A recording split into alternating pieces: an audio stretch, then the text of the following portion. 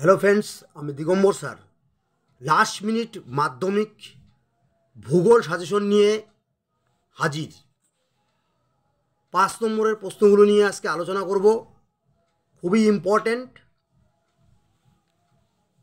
মাধ্যমিক প্রশ্নপত্রে যেভাবে ডিজাইন করা থাকে প্রশ্নপত্র, সেইভাবে এখানে করা হয়েছে। বিভাগ ওমো, এখানে বড় প্রশ্নগুলি থাকে। 5-1 প্রাকৃতিক ভূগোল থেকে এখানে 4টি প্রশ্ন থাকবে, 2টি উত্তর করতে হবে। প্রশ্নগুলি দেখে নেওয়া যাক। 1 নম্বরে হিমবাহের ক্ষয়কাজের ফলে গঠিত 3টি প্রধান ভূমিরূপ চিত্রসহ আলোচনা করো। অবশ্যই আমরা উদাহরণ এবং চিত্র দিব।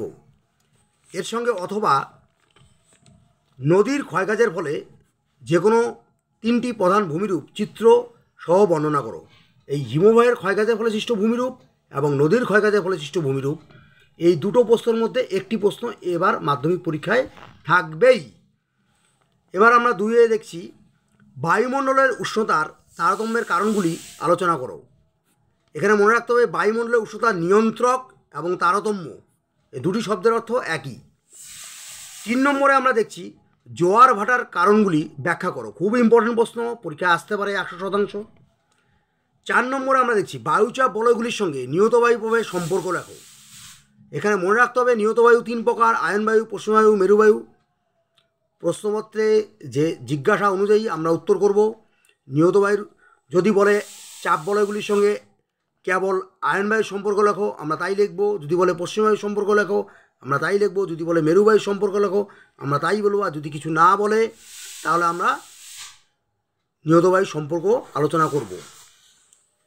এবার অতিরিক্ত বা এক্সট্রা আমি এই গ্রুপের জন্য 2টো প্রশ্ন রেখেছি, কারণ অনেক সময় প্রশ্ন পরীক্ষার আগেই লিক আউট হয়ে যায় বা অন্য কোনো কারণে, বা পরীক্ষার প্রশ্নপত্র অনেক সময় একটু হার্ড হয়, সেই সমস্ত বিবেচনা করে রাখা আছে। পরিচালন ও শরৎকে বৃষ্টিপাত প্রক্রিয়া ব্যাখ্যা করো। খুব ইম্পর্টেন্ট প্রশ্ন।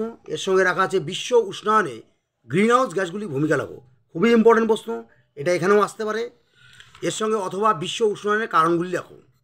এই ছিল আমাদের প্রাকৃতিক ভূগোলের প্রশ্ন। এবার আমরা আসছি আঞ্চলিক ভূগোলের 4টি প্রশ্ন। প্রথম প্রশ্ন দেখে নেওয়া যাক।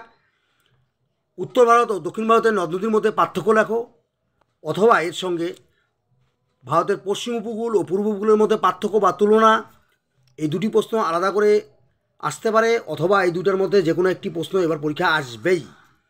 এবার পরীক্ষায় যে প্রশ্নটা 2 নম্বরে আসবে সেটা হচ্ছে চা চাষের অনুকূল পরিবেশগুলি আলোচনা করো। অবশ্যই চা চাষের অনুকূল পরিবেশগুলি আলোচনা করো।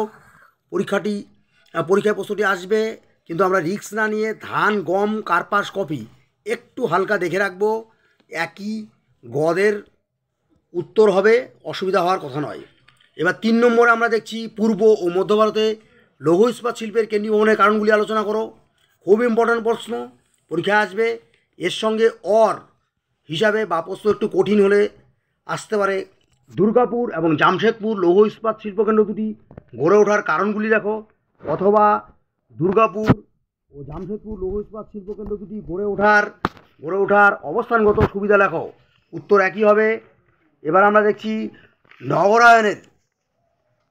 নগর গড়ে ওঠার কারণগুলি লেখো এবং ভারতে নগরায়নের সমস্যাগুলি লেখো। খুব ইম্পর্টেন্ট প্রশ্ন, 4 নম্বরে দেওয়া আছে, এটা পরীক্ষা আসবে।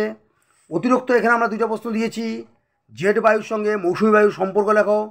খুব সুন্দর প্রশ্ন, পরীক্ষা আসতে পারে।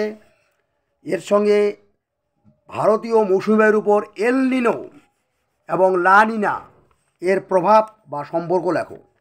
এই ছিল আমাদের আজকের 5 নম্বরের প্রশ্নের সাজেশন। আপনাদের যদি কোথাও গিয়ে সন্দেহ হয়, আপনারা ফেসবুকে গিয়ে ইউটিউবে যাবেন। ইউটিউবে গিয়ে দিগম্বর রায় লিখলে ওখানে বিগত বছরের মাধ্যমিক সাজেশন লোড করা আছে। আপনারা দেখবেন প্রশ্নপত্রের সঙ্গে মিলিয়ে যে কীভাবে 100% প্রশ্ন কমন আসে আমার সাজেশন থেকে। তো আপনারা আমার ফেসবুক পেজটি ফলো করে রাখবেন। আমি 72 ঘন্টা পরে বা 72 ঘন্টার মধ্যে 3 নম্বর এবং 2 নম্বরের সাজেশন নিয়ে আপনাদের সামনে হাজির হব। ধন্যবাদ, ভালো থাকবেন।